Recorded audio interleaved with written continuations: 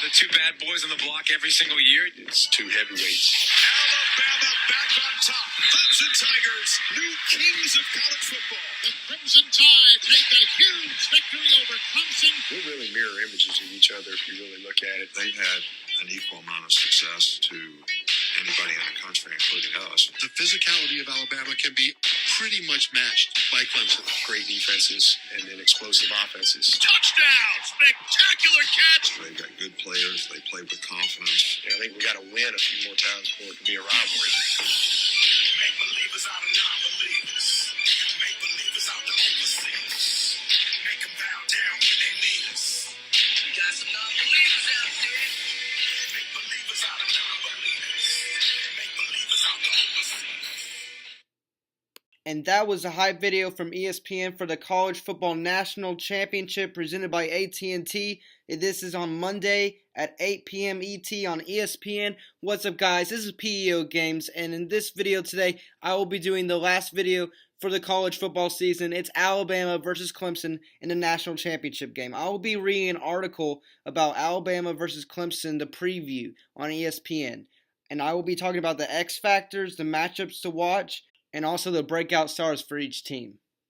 So here's the introduction for the article. Sure, this is a matchup between two teams that know each other pretty well by now. Alabama came back to beat Clemson for a national championship to cap the 2015 season. Clemson returned the favor in 2016. Last season, the Tide topped the Tigers in the All-State Sugar Bowl before upending Georgia for another title. And there were plenty of holdovers from those three, from Wilkins to the coaches to the undeniable heavyweight fight comparisons. But a lot has changed too, and so we're digging into details and hopefully avoiding too many rocky illusions to find out who has the best advantage in Part 4 of the college football's biggest rivalry. Alabama's X Factor is safety Deontay Thompson, who will have his hands full with all of Clemson's receivers, but Hunter Renfrow is another animal.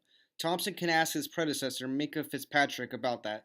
Fitzpatrick, a first-round pick and perhaps the best defensive back ever to come out through Tuscaloosa, was torched by Renfrow in the team's 3 previous playoff matches, where he caught a combined 22 passes for 211 yards and 4 touchdowns, including the winner in 2016. This game, barring an 18th year of eligibility, will be Renfrow's last chance to hurt the Tide, and it's up to Thompson to stop him on those pivotal third downs and red zone opportunities where he has been particularly effective. Now on to Clemson's X Factor. Renfrow seems the obvious answer here given his history against Alabama, but that success means he'll already have the Tide's attention. So instead, turn your attention to defense where Isaiah Simmons blossomed into the Tigers' leading tackler during the regular season and will be tasked with slowing down Alabama's slot receivers in a national championship game. Dorian O'Daniel was a key to Clemson's defense last season at the nickel strong side linebacker spot, and Simmons has done admirably filling that hole in 2018, but this will be his biggest challenge of the 2018 season. Now on to Alabama's breakout star. He gets overlooked with quarterback Tua Tagovailoa and fellow wide receiver Jerry Jeudy dominating the postseason awards circuit, but Henry Ruggs III could be a real problem for a shaky Clemson secondary. The sophomore from Montgomery, Alabama can take the top of a defense with his speed. This season, he had averaged 16.4 yards per catch.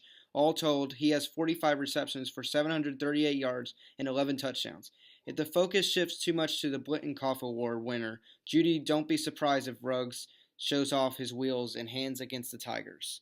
Clemson's breakout star is Justin Ross, who was already a known commodity even before demolishing Notre Dame's secondary in the Goodyear Cotton Bowl Classic. But this game comes with even bigger stakes and an even bigger spotlight. Then there's the little matter of Ross being from Alabama and a top Tide target on the recruiting trail. The freshman has been a force in the backup role for Clemson all season, with 847 yards and 8 touchdown grabs, but if he has a big game against his home state team, you can sure it will put his name into the headlines well out of sight of Clemson. Now I will talk about how each team could win this game. Josh Jacobs, Damian Harris, and Najee Harris combined for 200 or more rushing yards. Why? Because while Alabama is certainly capable of winning a shootout on the arm of Tagovailoa, it's probably not the safest route to a national championship. Just look at last week's Oklahoma game and how Jacobs and co. were able to take the air out of the ball, limit the Sooners' possessions, and preserve the victory. The final score, Tide 45, Sooners 34. Looked closer than the game actually was because the running game made the clock Oklahoma's enemy. Control the ball, and it will allow Alabama to dictate tempo and give its defense time to rest against a talented Clemson offense with Lawrence, Ross, and Etienne. Clemson wins if Tagovailoa spends some time on his back.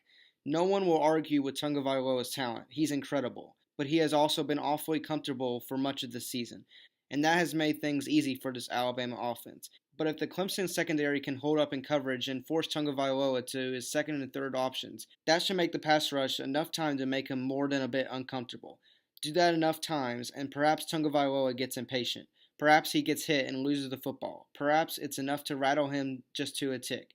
In a game this evenly matched, that might be all it takes. So all of that being said, I believe this will be a really good game. Alabama and Clemson facing each other for the fourth time in the college football playoff.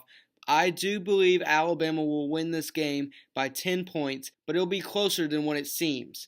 I believe both quarterbacks will have over 300 yards passing, and even though the Clemson's D-line is the best in the country, I believe Alabama's rushing game will forward them to a victory. So thank you guys for watching this video, and I'll see you guys in future videos for NFL games, and I'll see you then. See you later.